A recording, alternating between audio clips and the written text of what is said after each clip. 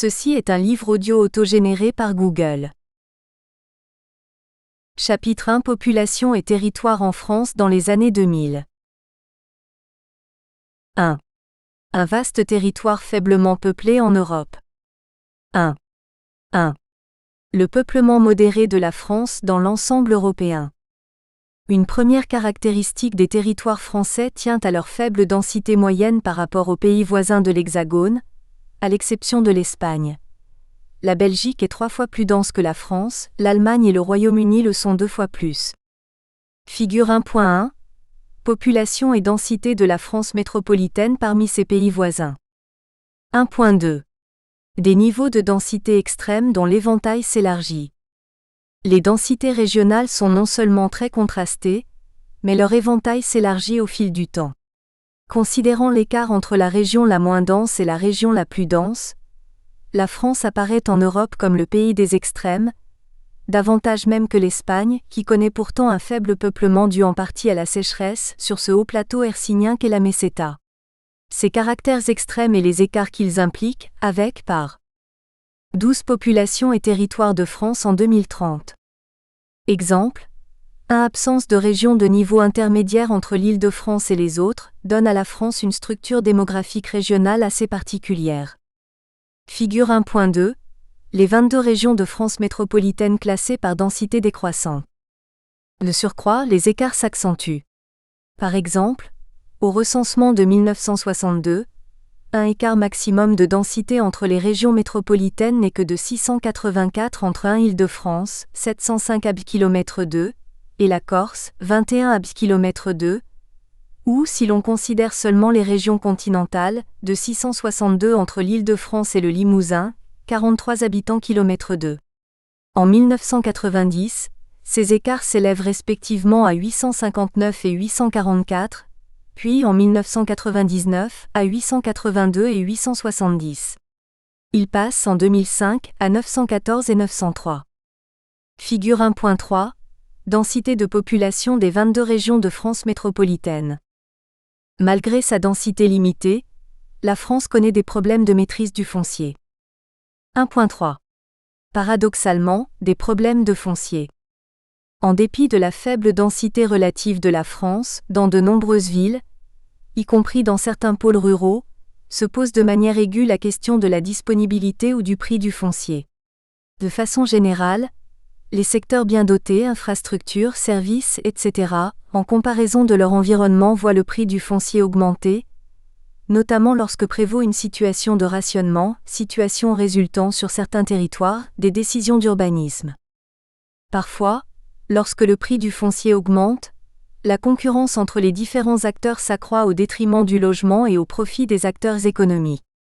Ainsi, dans le centre de Paris, exemple parfait de cette situation, le parc de logements parisien était beaucoup plus important en 1950 qu'aujourd'hui. Dans le 8e arrondissement, il n'y a plus guère que des bureaux. À mesure que le prix du foncier augmente en zone centrale, la concurrence s'y accroît et la possibilité de l'allouer à des opérations de logement devient de plus en plus compliquée, sauf à densifier. Or, ceci est peu accepté, d'autant qu'il existe aussi des coalitions d'intérêts. Le vieillissement de l'électorat ne joue pas a priori en faveur d'une production élevée de foncier. Les personnes âgées sont plus souvent propriétaires. Les propriétaires sont attachés à la valeur des biens qu'ils détiennent et votent sans doute dans un sens qui favorise des valeurs foncières élevées. Et pour les obtenir, le moyen le plus simple est de limiter la constructibilité des terrains. L'autre question est celle de la production de logements sociaux, puisque les offices HLM demandent pour construire que les communes leur offrent du foncier. En outre, certaines communes ont des difficultés à supporter les charges foncières. En territoire dense, il faut considérer les coûts d'adaptation de l'urbanisme. Dans les territoires para-urbains, au-delà des agglomérations, la construction implique de réaliser de la voirie, des réseaux, entraînant des coûts élevés dans la production de logements, environ 20 à 25% du coût du logement. 1.4. Des territoires plus construits que peuplés, en raison d'un parc élevé de résidences secondaires. La France compte davantage de logements que de ménages, car 10,1% des logements sont des résidences secondaires. Ce pourcentage a progressé de 3,4 points entre les recensements de 1968 et de 1999. Selon le dernier recensement de 1999, cette part de résidences secondaires est plus inégalement répartie sur le territoire français qu'en 1968. La tendance est à la spécialisation des territoires. Les territoires qui en comportaient relativement peu voient leur proportion diminuer tandis que ceux qui en comportaient une part importante voient leur proportion augmenter.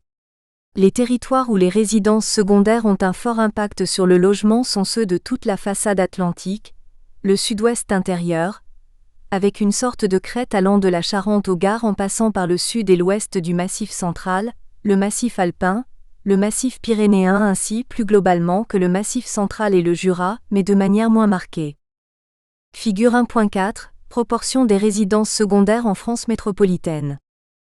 Ailleurs, notamment dans des rayons très larges autour des grandes villes, par exemple à 50 km autour de Lyon, on trouve de moins en moins de résidences secondaires, certaines s'étant converties en résidences principales avec le développement de la mobilité. Le massif alpin accroît incontestablement la pression à la demande, sachant en outre que le foncier y est rare. Dans des départements comme ceux de Savoie, existent d'importantes tensions sur les marchés du logement. 2. Un peuplement concentré. 2.1. Un territoire primatial. Le peuplement de la France métropolitaine présente un premier constat géodémographique. La hiérarchie des peuplements des régions est davantage marquée en France que dans les autres pays d'Europe en raison du poids exceptionnel de la région comprenant la capitale politique, comme l'attestent des comparaisons internationales. En Île-de-France, région la plus peuplée, résidant 18,7% de la population métropolitaine, soit 11,362 millions d'habitants selon l'estimation au 1er janvier 2005 résultant des enquêtes de recensement 2004 et 2005. Ce pourcentage s'inscrit dans la progression historique qui a porté cette part à 4,8% en 1801, à 11,64% en 1901, à 14,49% en 1921, 16,03% en 1931 et 17,1% en 1954 et 18,24% en 1962. Au Royaume-Uni, le Greater London, avec plus de 7 millions d'habitants, rassemble 12% de la population, soit une densité nettement inférieure à celle de l'agglomération de Paris. Le land le plus peuplé d'Allemagne, la Rhénanie du Nord-Westphalie, compte 21,9% de la population allemande. En Italie, la région la plus peuplée, la Lombardie, regroupe 15,6% de la population italienne. En Espagne, Andalousie rassemble 18,1% de la population espagnole. Mais ces régions européennes, qui sont les plus peuplées dans leurs pays respectifs, ne sont pas véritablement comparables à l'Île-de-France. D'une part, elles ne portent pas sur leur territoire de capitale politique nationale et d'autre part, leur superficie relative est sans commune mesure avec celle de l'Île-de-France. Celle-ci représente en effet seulement 2,2% du territoire de la France métropolitaine, alors que la Rhénanie du Nord-Westphalie couvre 9,55% du territoire allemand, la Lombardie 7,92% du territoire italien et Andalousie 17,29% du territoire espagnol. En outre, l'Île-de-France, avec 946 km², présente l'une des densités les plus élevées des régions d'Europe. En Allemagne, excepté les villes-États Stadtstaaten de Hambourg, Brême et Berlin, la densité la plus élevée est en Rhénanie du Nord-Westphalie, land le plus peuplé, avec 524 km². En Italie, le maximum est de 430 km² en Campanie. En Espagne, la communauté autonome de Madrid compte 610 km². Même aux Pays-Bas, pays le plus dense d'Europe, difficilement comparable à la France, une seule des 12 provinces, la Hollande méridionale, dont la superficie est inférieure à la taille moyenne d'un département français, a une densité légèrement supérieure à celle de l'Île-de-France. La prééminence démographique de la région capitale est une caractéristique française, et même si l'existence d'un système primatial est liée à de nombreuses raisons qui ne sont pas nécessairement de nature démographique, les chiffres de population offrent un des moyens de le mesurer. Le caractère primatial du système régional français est confortée par la faible importance relative de la population de la seconde région. En effet, Rhône-Alpes, avec 5 947 000 habitants, ne pèse que la moitié de l'Île-de-France. En Allemagne, le second Land, la Bavière, représente près des 2/3 de la population du premier, et en Italie, la Campanie représente également les 2/3 de la Lombardie. En Espagne, la Catalogne, seconde région par l'effectif des habitants, représente près de 90% de la première, l'Andalousie. 2.2. Une forte hiérarchie territoriale. Le territoire français peut être analysé à différentes échelles géographiques. Selon sa typologie communale, la France présente une armature à la fois spécifique par son caractère primatial et assez courante dans les pays développés, avec une proportion importante de communes rurales regroupant une part minoritaire de la population. Le caractère fortement hiérarchique des villes, très largement dominé par la principale, est attesté à l'échelle des communes, à celle des unités urbaines qui correspondent à l'armature morphologique du territoire, ou à celle des aires urbaines qui forment l'armature spatio-économique de la géographie de la France. A. Une armature communale très étagée. Comme l'armature régionale, l'armature communale de la France s'inscrit dans une logique primatiale. La commune la plus peuplée, Paris, représente plus de 30% de la population cumulée des 20 communes ayant le plus fort poids démographique, et presque autant que les 5 communes placées du 2e au 5e rang. Cette logique primatiale pourrait résulter d'une superficie communale particulière de la ville de Paris. Or, il n'en est rien pour 2 raisons. D'une part, la superficie de Paris est moindre que celle de Marseille, de Toulouse ou de communes de moindre importance démographique, comme Arles. D'autre part, le poids démographique de Paris résulte d'une densité exceptionnelle, supérieure au double de la seconde grande commune dense, Lyon, et d'ailleurs supérieure à la densité des communes-centres des grandes agglomérations du monde comme Tokyo, New York ou Londres. Figure 1.5, les territoires de France métropolitaine les plus peuplés. Copyright Gérard-François Dumont, chiffre INSEE RGP 1999. Au total, près de 12% de la population de la France métropolitaine vit dans les 20 communes les plus peuplées, soit 0,24% de la superficie de l'Hexagone. En outre, il faut souligner l'importance des différences de densité et de superficie des communes. Marseille, qui possède la seconde population communale de France, dispose de 241 km² et Lille de 25,38 km². En France, au sens de l'approche morphologique, les communes rurales se caractérisent par la non-appartenance à une agglomération multicommunale, ou par l'absence de zones bâties atteignant 2000 habitants. Selon les dernières délimitations résultant du recensement de 1999, 5 954 communes, soit 16,3% des communes de France métropolitaine, sont considérées comme urbaines. Minoritaires en nombre, les communes urbaines le sont également par leur superficie puisque cette dernière couvre en 1999 100 041 km², moins du cinquième de la superficie de l'Hexagone, 18,4% exactement. En revanche, les communes urbaines sont dominantes par leur poids démographique, puisqu'y réside 75,5% de la population de la France, contre 24,5% pour les communes rurales. Pendant la dernière période intercensitaire 1990 à 1999, le pourcentage de la population vivant dans des communes urbaines a continué de croître, notamment sous l'effet de l'augmentation du nombre de communes urbaines, tout particulièrement dans les territoires périurbains, puisqu'il n'était que de 74% au recensement de 1990. B. Le large éventail des unités urbaines. Au recensement de 1999, la France métropolitaine compte 1000 unités urbaines unicommunales ou villes isolées, et 995 unités urbaines multicommunales, chacune additionnant le peuplement de toutes les communes liées entre elles par une suite d'habitats. Le nombre de communes des unités urbaines multicommunales est fort variable. 2 communes jusqu'au maximum de 396 communes pour l'unité urbaine de Paris. Au total, additionnant villes isolées et unités urbaines multicommunales, la France métropolitaine compte, en 1999, 1995 unités urbaines. L'échelle des unités urbaines offre une liste sensiblement modifiée des principaux espaces urbains, par rapport au découpage communal. Ainsi Lille, Toulon et Douai-Lens, dont les noms ne figuraient pas parmi les 10 communes les plus peuplées, apparaissent au détriment de Strasbourg, Montpellier et Rennes, dont les unités urbaines sont à un rang inférieur.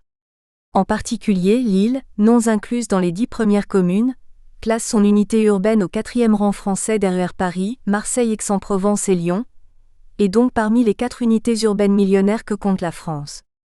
Le classement confirme le poids prépondérant de Paris, dont l'unité urbaine compte 9,644 millions d'habitants en 1999, soit 16,5% de la population de la France métropolitaine, et 7 fois plus que la deuxième unité urbaine française. Au total, plus du tiers de la population de la France métropolitaine réside dans les 20 unités urbaines les plus peuplées, qui totalisent 1177 communes. L'unité urbaine de Paris, à elle seule, représente près de la moitié de la population de ces 20 premières. C'est 77% de la population dans 354 aires urbaines aux évolutions très disparates. La notion d'aire urbaine appréhende le territoire français selon une logique spatio-économique. Elle repose d'abord sur l'existence d'un pôle urbain, se définissant comme une unité urbaine offrant 5000 emplois ou plus. Les petites unités urbaines, n'étant donc pas des aires urbaines, sont intitulées pôles ruraux et en conséquence, incluses dans l'espace à dominante rurale, à ne pas confondre avec les communes rurales au sens de l'armature morphologique présentée ci-dessus. Chaque pôle urbain forme le périmètre central d'une aire urbaine qui s'étend de façon continue sur les communes dont 40% ou plus de leurs actifs résidents vont travailler dans l'aire urbaine. La notion d'aire urbaine permet de diviser l'espace français en 4 types de territoires. Le dépouillement du recensement de 1999 inventorie d'abord en France métropolitaine 354 pôles urbains totalisant 3100 communes et 35,7 millions d'habitants, soit 61% de la population de la France. En deuxième lieu, les couronnes périurbaines, qui regroupent l'ensemble des communes et des unités urbaines de l'aire urbaine considérées à l'exclusion de son pôle urbain, comprennent 10 808 communes comptant au total 9,3 millions d'habitants, soit 16% de la population de la France métropolitaine. L'addition des 2 types d'espaces précédents composant les aires urbaines totalise 45,1 millions d'habitants et 77% de la population de la France en 1999, contre 72,9% en 1990, notamment sous l'effet de la para-urbanisation qui a vu des communes intégrer des aires urbaines. Néanmoins, même sans l'étalement des aires urbaines de la dernière période intercensitaire, le poids démographique relatif des aires urbaines a augmenté de 76,6% en 1990 à 77% en 1999. Et sans doute davantage compte tenu de la sous-évaluation du recensement de 1999. Le troisième type de territoire comprend les communes multipolarisées.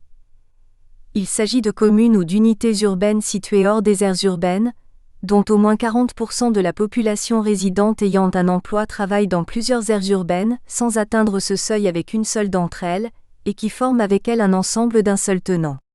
Ces communes multipolarisées sont au nombre de 4122, et comptent 2,9 millions d'habitants.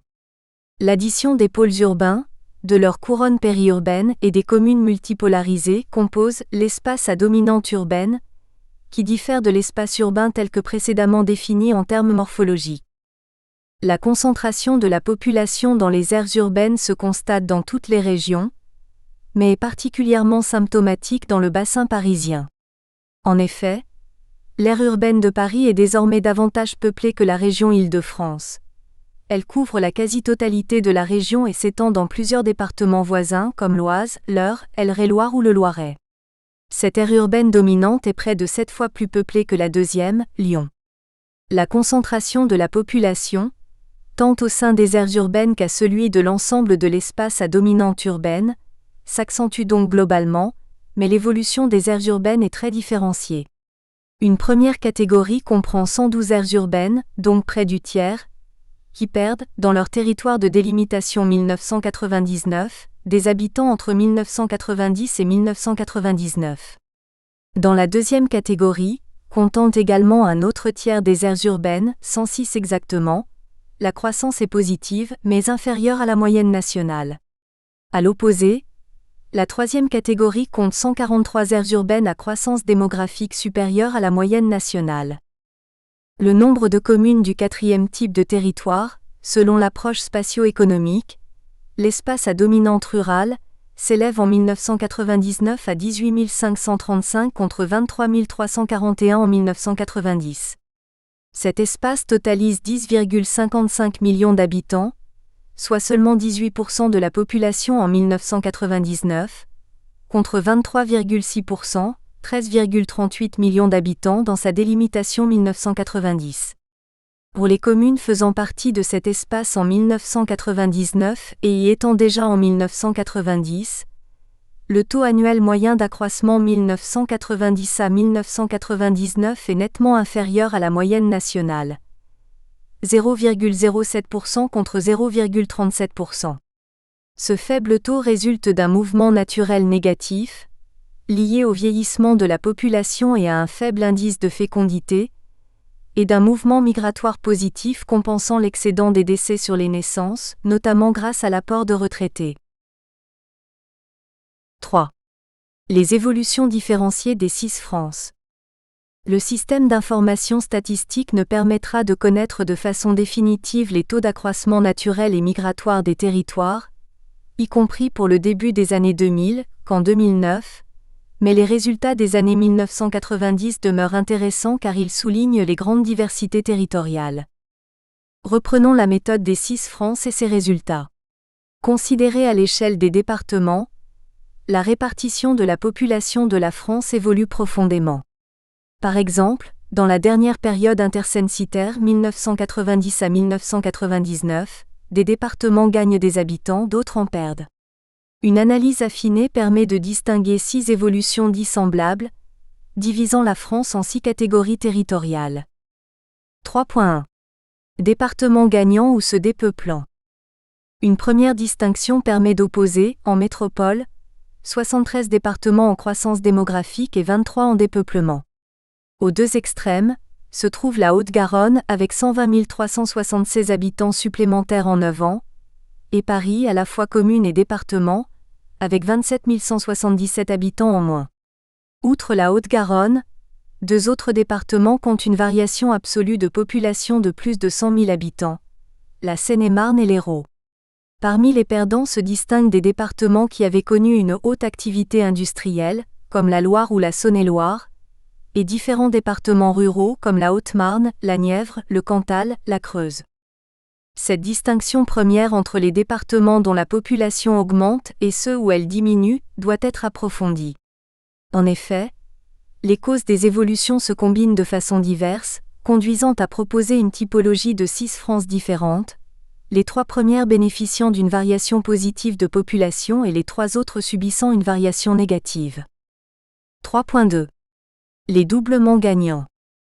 Une première France correspond aux départements dont la croissance démographique provient à la fois d'une variation naturelle positive et d'un solde migratoire favorable. Parmi les 33 départements dans ce cas, 14 correspondent au sud-est, formant un triangle Savoie-Var-Hérault auquel s'ajoute la Haute-Corse. Ce triangle n'exclut qu'un département à l'extrême sud-est, les Alpes-Maritimes. Les 19 autres départements doublement gagnants ont également bénéficié d'un contexte favorable. Les 2 départements alsaciens grâce à l'ouverture européenne, plusieurs départements profitant d'une diffusion de l'économie parisienne, Seine-et-Marne, Eure, Loiret, ou du TGV Atlantique, Sarthe avec Le Mans, Loir-et-Cher avec Vendôme, Indre-et-Loire, Vienne où s'additionnent les effets Futuroscope et TGV. S'y ajoutent 4 départements de la façade atlantique, du Finistère à la Vendée. Enfin, l'essor d'une métropole régionale explique la situation doublement gagnante du Calvados, Caen, de Ille-et-Vilaine, Rennes, du Puy-de-Dôme, Clermont-Ferrand, de la Gironde, Bordeaux et de la Haute-Garonne, Toulouse. Métropole, façade maritime, ouverture européenne, position méridionale sont donc les principaux facteurs qui ont permis à des départements d'attirer des migrants ayant souvent contribué, par leur composition par âge, à favoriser un solde naturel positif. 3.3. Les croissances exclusivement naturelles. Dans 25 départements, ceux de la deuxième France, la croissance démographique tient exclusivement à un excédent des naissances sur les décès, suffisamment élevés pour compenser les pertes migratoires. Dans leur quasi-totalité, ces départements se trouvent dans la moitié nord de la France et ont exercé un rôle important pendant l'ère industrielle, comme la Seine-Maritime, les 2 départements de la région Nord-Pas-de-Calais, la Moselle et la Meurthe-et-Moselle en Lorraine, et les 4 départements de la région Franche-Comté. Cette catégorie offre des chiffres notables, comme dans le département du Nord, où l'excédent des naissances sur les décès, plus 127 032, compense un solde migratoire négatif, moins 103 867. Figure 1.6 Les 6 France. Source Gérard-François Dumont, Population et Avenir. S'ajoutent dans cette catégorie des départements connaissant le desserrement de grands pôles urbains, comme le Rhône, ou des départements de la couronne parisienne. Enfin, cette deuxième France comprend divers départements subissant des attirances extérieures, mais disposant d'une armature urbaine de seconde catégorie par rapport aux principales agglomérations françaises.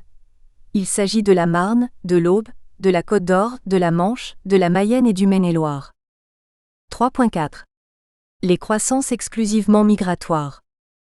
À l'inverse de la deuxième France, les 15 départements d'une troisième France se situent tous dans la moitié sud de l'Hexagone, à l'exception de l'Yonne dont le nord du département bénéficie de la proximité de Paris, et des Côtes-d'Armor, le département breton le moins fécond et le plus vieilli. Cette troisième France enregistre plus de décès que de naissances, mais sa position méridionale lui permet d'attirer des populations. Parmi ces départements, on trouve le record de déficit des naissances en Dordogne avec, entre 1990 et 1999, 12 960 décès de plus que de naissances mais dans le même temps, un solde migratoire positif de 14 888.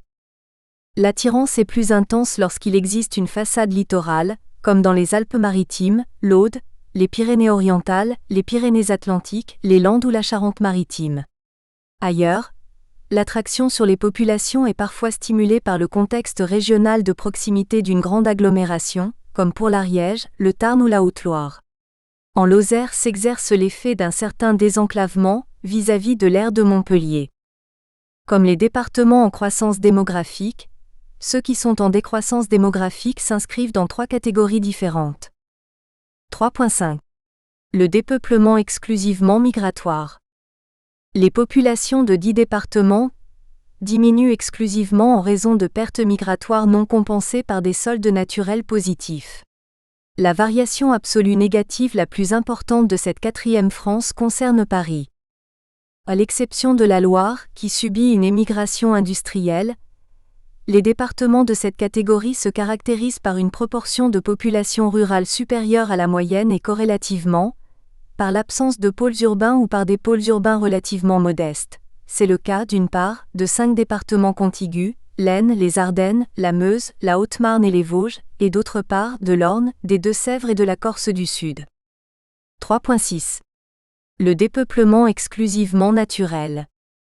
Dans les 6 départements d'une 5e France, le solde migratoire est positif, contrairement à la catégorie précédente. Mais le solde naturel atteint des valeurs négatives élevées, qui provoquent une décroissance démographique.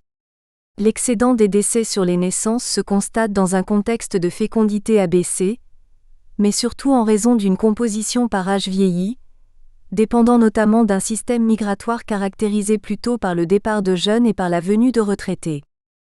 Parmi les 6 départements concernés, 3 se trouvent sur les bordures ouest du Massif central, Creuse, Corrèze et Aveyron, et 3 forment une méridienne dans le centre du sud-ouest, Lot-et-Garonne, Gers et Hautes-Pyrénées. 3.7. Les doublements perdants. Enfin, composant une 6e France, 7 départements sont en décroissance démographique sous le double effet d'un excédent des décès sur les naissances et d'un solde migratoire négatif. Ces départements subissent un effet répulsif touchant essentiellement les jeunes adultes. En outre, leur fécondité abaissée, s'appliquant sur une population particulièrement vieillie, explique un nombre de naissances inférieur à celui des décès. 5 des 7 départements de cette 6e catégorie sont localisés au centre géographique de la France, couvrant les franges nord du Massif central et le Morvan. Il s'agit de l'Indre, du Cher, de l'Allier, de la Nièvre et de la Saône-et-Loire. Les 2 autres se trouvent dans le Massif central et en Poitou-Charentes. Il s'agit du Cantal, qui pâtit sans aucun doute de son enclavement relatif, et de la Charente, qui a effectivement souffert de la situation de faillite de son chef-lieu de département Angoulême, tout comme des conséquences qui en ont résulté en termes de développement ou d'image de marque. 4. Une population dont le vieillissement s'accentue. Le vieillissement de la population de la France constitue une évolution démographique majeure. Important à l'échelle nationale, il connaît néanmoins de nombreuses disparités territoriales, régionales ou locales. Ainsi en 2000, alors que sur l'ensemble du territoire, une personne sur 5 a atteint la soixantaine, cette proportion varie de 16% en Île-de-France à 29% dans le Limousin. À l'échelle départementale, elle atteint un maximum de 32,7% en Creuse. 4.1. Un vieillissement très diversifié selon les territoires. A. La redistribution générale de la composition par âge. Si, en France métropolitaine, la proportion de personnes âgées de 60 ans ou plus, 20,9% au 1er janvier 2006, reste bien en deçà des valeurs observées dans la plupart des pays développés, le processus de vieillissement est néanmoins largement enclenché. Le vieillissement démographique, à savoir l'augmentation de la part des personnes âgées, a été dû pendant longtemps principalement à la baisse de la natalité. Depuis quelques dizaines d'années, il résulte de plus en plus de l'allongement de la vie des personnes âgées. Ce vieillissement est accentué depuis 2006 du fait du passage au troisième âge des générations du renouveau démographique, né entre 1945 et 1975. Figure 1.7. Proportion des différents groupes d'âge dans la population de la France métropolitaine. B. Les disparités territoriales du vieillissement par faible proportion de jeunes. Une mesure indicative du vieillissement par le bas consiste à considérer la proportion des moins de 20 ans dans la population totale. Elle diminue, en France comme en Europe, depuis la seconde moitié des années 1960 à un rythme régulier. En effet, après le renouveau démographique des années suivant la Seconde Guerre mondiale, la proportion des moins de 20 ans atteint en France un maximum en 1966, supérieur au tiers de la population totale, puis s'abaisse continuellement pour atteindre 24,8% au 1er janvier 2006. Il est remarquable que, pour la période 1975 à 1980, la baisse de la proportion des personnes âgées de 60 ans ou plus, due aux effets de la guerre 1914 à 1918, n'est même pas enrayée la diminution de la proportion des jeunes dans la population totale. Figure 1.8. Les effectifs par âge en France, en millions. Cette proportion des moins de 20 ans est très contrastée selon les départements. 11 points séparent le département de métropole ayant le plus faible pourcentage de jeunes, la Creuse, avec 18,9%, de celui ayant le plus élevé, le Val d'Oise, avec 29,9%. Les 4 départements d'outre-mer comptent entre 30,3% de moins de 20 ans en Martinique et 44,7% en Guyane, pourcentage toujours supérieur au maximum de la métropole. Figure 1.9. Proportion des moins de 20 ans selon les départements. De façon générale, une sorte de fer à cheval allant de la Loire-Atlantique et de Ille-et-Vilaine au département rhodanien, en passant par le nord-ouest, le nord, le nord-est et l'est, compte une proportion de jeunes supérieure à la moyenne de la France métropolitaine, donc représentant un quart ou plus de la population totale des départements considérés. Parmi les 8 pourcentages les plus élevés figurent un département de la Petite Couronne, la Seine-Saint-Denis, et les 4 départements de la Grande Couronne francilienne, plus les 2 départements de la région Nord-Pas-de-Calais. S'y ajoute l'Oise, où s'exerce un fort phénomène de para-urbanisation. Ce fer à cheval exclut Paris, département que les familles quittent pour trouver des logements plus grands. À l'opposé, un vaste sud-ouest qui inclut aussi presque tout le massif central, un extrême sud-est, Var, Alpes-Maritimes et Alpes de Haute-Provence, ainsi que les Côtes-d'Armor ont une proportion de moins de 20 ans inférieure à la moyenne nationale. Dans le vaste sud-ouest, font exception seulement des départements comptant une capitale régionale et un important réseau universitaire, comme la Gironde et la Haute-Garonne. Les départements ayant les plus faibles pourcentages de moins de 20 ans sont souvent de nature rurale, comme la Creuse, le Cantal ou l'Ariège. C. Les tendances territoriales du vieillissement par forte proportion de personnes âgées. Quant au vieillissement par le haut, Une mesure indicative consiste à considérer la proportion des personnes âgées de 60 ans ou plus dans la population totale. La carte de la proportion des 60 ans ou plus est le quasi-négatif de celle des moins de 20 ans. La Creuse, qui a le plus faible pourcentage des moins de 20 ans, a également assez logiquement le plus fort pourcentage des 60 ans ou plus avec près du tiers de sa population. Suivent le Lot, le Gers, l'Aveyron, la Corrèze. Les proportions les plus faibles se constatent en métropole pour 5 départements franciliens, dont les 4 de la Grande Couronne.